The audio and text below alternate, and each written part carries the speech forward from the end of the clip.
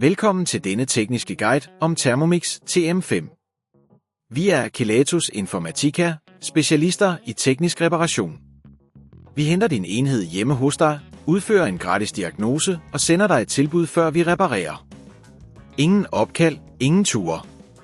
Vi holder til på Calle Joaquin Maria Lopez, 26, Madrid. Bekvemt, gennemsigtigt og professionelt. Link i beskronerivelsen. Mange brugere oplever, at skærmen på deres Thermomix TM5 forbliver helt sort. Dette kan skyldes en defekt skærm, strømkildeproblemer eller interne forbindelser, der er blevet løsnet. Hvis dette problem ikke bliver løst i tide, kan det føre til, at du mister muligheden for at bruge din enhed, hvilket kan være frustrerende og tidskronerevne. For at reparere din Thermomix TM5 har du brug for følgende værktøj: en lille stjernes kronerugetrækker, en flad S-kronerugetrækker, en pinset og lidt elektrisk tape.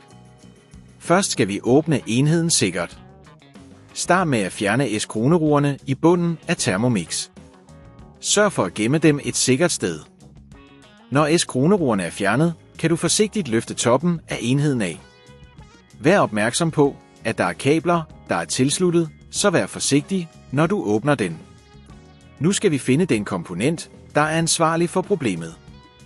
Tjek de interne forbindelser og skærmen for tegn på skader. Hvis du ser noget, der ser løs ud, skal du forsigtigt genforbinde det. Hvis skærmen stadig ikke reagerer, kan det være nødvendigt at udskifte skærmen.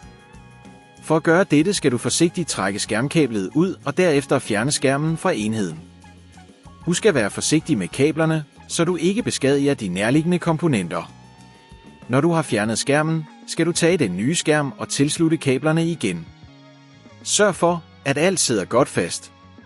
Når du har sat den nye skærm på plads, skal du sætte toppen af enheden tilbage og S-kroneruge den fast. Hvis det på dette tidspunkt føles for kompliceret, så husk at vi hos Kelatos henter din enhed hjemme og sender den repareret tilbage til dig. Når du har lukket enheden, skal du tænde den for at kontrollere, at skærmen fungerer korrekt. Hvis alt ser godt ud, er du færdig med reparationen. For at undgå, at problemet opstår igen, anbefales det at holde enheden ren og tør, samt at sørge for, at den bliver opdateret med den nyeste software. Sørg også for at beskytte den mod stød og fald. Hvis du ikke vil risikere at beskadige din enhed, så henter vi hos Kelatos den op, reparerer den og leverer den hjem til dig overalt i Danmark.